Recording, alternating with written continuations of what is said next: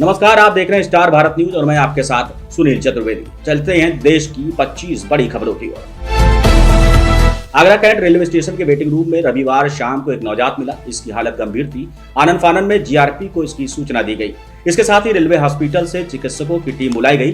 परीक्षण के बाद पाया गया कि नवजात की हालत गंभीर बनी है। इसके बाद रेलवे ने इसे एसएन मेडिकल कॉलेज के लिए रेफर कर दिया। जीआरपी की महिला पुलिसकर्मी नवजात को कंबल में लपेटकर एसएन मेडिकल कॉलेज ले गई, जहां इसका इलाज चल रहा है। बांग्लादेश में इस्कान के एक प्रमुख पूर्व नेता चिन्मय कृष्णदास ब्रह्मचारी के पिछले महीने रंगपुर में हिंदू समुदाय के समर्थन में विरोध प्रदर्शन के बाद ढाका में गिरफ्तार किया गया था। उन पर देशद्रोह का आरोप लगाया गया है। 26 नवंबर को ढाका की एक अदालत ने उनकी जमानत याचिका खारिज कर दी थी। आज उनकी जमानत पर फिर से सुनवाई हो गई। बांग्लादेश में देशद्रोह के आरोप में जेल में बंद धर्मगुरु चिन्मय कृष्णदास प्रभु के केस की पैरवी करने वाले वकील पर हमला भी हुआ है। ये दावा कोलकाता में इस्कान के प्रवक्ता राधा रमण दास ने किया है। श्रीनगर में दाची ग्राम के जंगलों से लगे हरवान इलाके में सुरक्षा बलों ने एक आतंकी को मार गिराया है। 22 दिन में ये दूसरी मुठभेड़ है जो सोमवार रात से चल रही है। हालांकि अभी भी बाकी आतंकियों की तलाश जारी है। सेना ने आतंकियों को खोजने के लिए दाची ग्राम जाने वाले सभी रास्तों को सील कर दिया। इससे पहले हरवान जंगल में कुछ आतंकियों के छिपे होने की खबर पर सुरक्षा बलों ने सर्च ऑपरेशन चलाया। जंगल में पहुंचे जवानों पर पहले आतंकियों ने गोली चलाई। थोड़ी देर में आतंकियों ने भारी गोलीबारी शुरू कर दी। दिल्ली में विधानसभा कार्यकाल 23 फरवरी को खत्म हो रहा है, यानी अगले साल जनवरी में किसी भी समय विधानसभा चुनाव की घोषणा हो सकती है। फरवरी में चुनाव होंगे और नई सरकार का गठन होगा। दिल्ली के पूर्व मुख्यमंत्री अरविंद केजरीवाल ने रविवार को कहा कि दिल्ली विधानसभा चुनाव आम आदमी पार्टी अकेले अपने दम पर लड़ेगी। कांग्रेस पार्टी के साथ कोई गठबंधन नहीं होगा। महाराष्ट्र विधानसभा चुनाव का रिजल्ट आए 7 दिन हो चुके हैं। भाजपा शिवसेना शिंदे और एनसीपी अजित पवार गुट यानी कि महायुति ने 288 में से 230 सीटें जीती हैं। लेकिन अब तक सीएम फेस पर सस्पेंस बना हुआ है। इस बीच डिप्टी सीएम अजित पवार ने कहा महाराष्ट्र में सीएम भाजपा से ही होगा। ये फैसला दिल्ली में महायुति की बैठक में लिया गया है। शिवसेना और एनसीपी के डिप्टी सीएम होंगे। उन्होंने कहा कि यह पहली बार नहीं है कि सरकार बनने में देरी हुई है। 1999 में सरकार गठन में 1 महीने का समय लगा था। महाराष्ट्र का अगला सीएम भाजपा का ही हो सकता है। बुधवार को ठाणे में कार्यवाहक सीएम एकनाथ शिंदे ने प्रेस कॉन्फ्रेंस में कहा कि भाजपा का सीएम हमें मंजूर है। मुझे पद की लालसा नहीं है। जब मैं मुख्यमंत्री था तब मोदी जी मेरे साथ खड़े रहे। अब जो फैसला वो लेंगे वो स्वीकार होगा। शिंदे ने कहा कि मोदी जी को फोन किया था। हमारे बीच कोई मतभेद नहीं है। मन में कोई अड़चन न लाएं। हम सब एनडीए का हिस्सा है। भाजपा की बैठक में जो फैसला लिया जाएगा हमें मंजूर होगा। कोई स्पीड ब्रेकर नहीं है। हम सरकार बनाने में अड़चन नहीं बनेंगे। प्रसिद्ध कथावाचक देवकी नंदन ठाकुर महादेव की नगरी वाराणसी में कथा कह रहे हैं। कथा के दौरान वो आने वाले श्रोताओं से सनातन बोर्ड के गठन को लेकर अभियान चलाने की बात कर रहे हैं। उन्होंने कहा कि इस समय देश की जो स्थिति है उसको देखने के बाद भी अगर हिंदू चुप है तो यह बहुत बड़ा अपराध है। उन्होंने कहा कि आप लोग अपने क्षेत्र के एमपी एमएलए से पूछिए कि कब सनातन बोर्ड बनेगा। मौसम विभाग के मुताबिक फेंगल तूफान का असर अब भी यूपी में बना हुआ है। अधिकतम तापमान में करीब 4 डिग्री बढ़ोतरी दर्ज की जा रही है। तापमान 29 डिग्री तक बने हुए हैं। इसकी वजह से ठंडी उत्तरी पश्चिमी हवाएं प्रदेश में नहीं आ पा रही हैं। पंजाब तक हवाएं आ रही, इसलिए वहां कड़ाके की ठंड की शुरुआत हो चुकी है। दिसंबर की शुरुआत के साथ ही उत्तर प्रदेश में ठंड दस्तक दे चुकी है, लेकिन कड़ाके की ठंड अब भी नदारद है। मौसम विभाग के मुताबिक 8 दिसंबर के बाद प्रदेश में कड़ाके की ठंड की शुरुआत होने के आसार हैं। पश्चिमी यूपी से इसकी शुरुआत होगी। दिन के तापमान में 6 डिग्री तक नीचे आने की संभावना है। गहलोत राज की एक और योजना को भजनलाल सरकार ने बंद कर दिया है। गहलोत सरकार में साल 2022 में शुरू की गई मुख्यमंत्री क्षेत्र विकास योजना यानी कि CMD को 1 अप्रैल 2025 से बंद कर दिया जाएगा।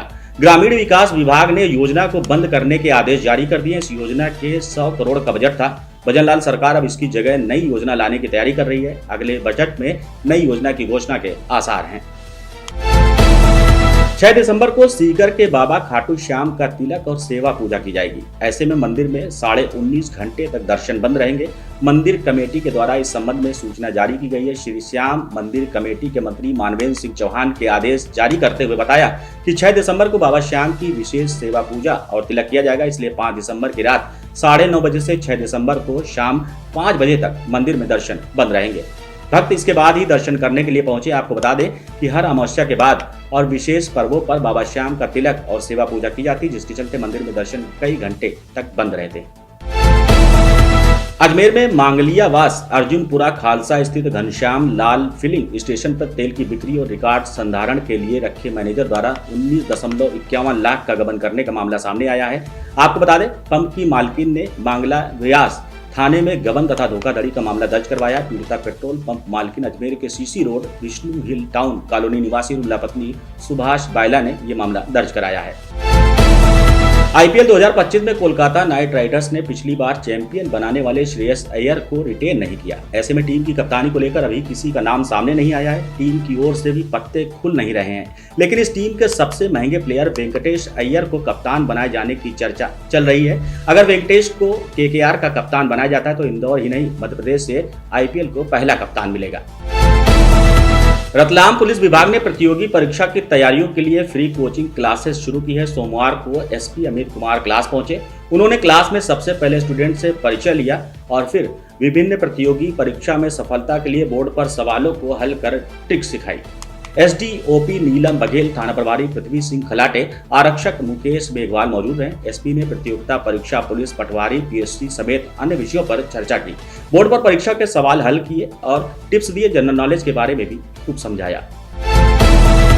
सुप्रीम कोर्ट की लाइब्रेरी में सीनियर अधिवक्ताओं द्वारा देश के हालातों पर चर्चा की गई। सोशल मीडिया पर यह वीडियो तेजी से वायरल हो रहा है। वकीलों ने कहा कि किसानों के खिलाफ युद्ध छेड़ दिया गया है और कहा ये अंबानी अडानी की सरकार है और जो आम साधारण आदमी है बार के अंदर भी स्पेशल वकील हैं। किसान मजदूर सभी एक हैं। वकीलों ने सरकार को फांसीवादी बताया। साथ ही बताया कि आम जनता स्वीकार नहीं रही है कि ईवीएम में धांधली नहीं हो रही है। किसानों को हमारा संघर्ष दोनों को आगे बढ़ाया जाए। छत्तीसगढ़ का सबसे बड़ा नालंदा परिसर रायगढ़ में निर्माण किया जाएगा, जिसकी लागत 42 करोड़ 56 लाख रुपए है। मुख्यमंत्री विष्णुदेव साय आज नालंदा परिसर का भूमि पूजन करेंगे। ये एक अत्याधुनिक लाइब्रेरी होगी। इसमें वो सारी सुविधाएं होंगी जो बड़े शहरों और विश्वविद्यालयों की लाइब्रेरी में देखने को मिलता है।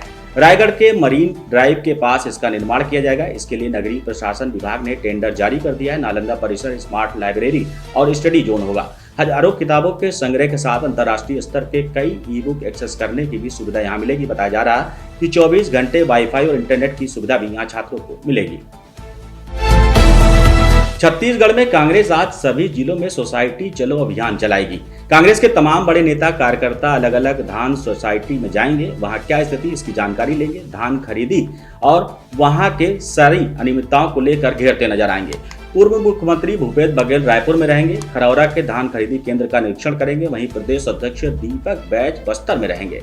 बैज यहीं से अभियान में शामिल होंगे। बस्तर के ही किसी समिति में जाकर वहां निरीक्षण भी करेंगे। लखीसराय में एचआईवी एड्स के मरीजों की संख्या में तेजी से बढ़ोतरी हो रही है। स्वास्थ्य विभाग के आंकड़ों के मुताबिक 2003 से अब तक 874 मरीजों की पुष्टि हो चुकी है, जिनमें 63 की मौत हो चुकी है। इनमें 495 पुरुष और 379 महिलाएं और 50 गर्भवती महिलाएं शामिल हैं और 18 वर्ष के 191 बच्चे शामिल हैं। 2024 के जनवरी से अक्टूबर तक 53 नए मामले सामने आए हैं, जो हर महीने औसतन 5 मरीजों की दर को दर्शाता है। जिले के लखीसराय प्रखंड में सबसे अधिक 61 मरीज पाए गए। वर्तमान में सदर अस्पताल सहित 9 स्थानों पर स्क्रीनिंग कैंप चलाए जा रहे हैं।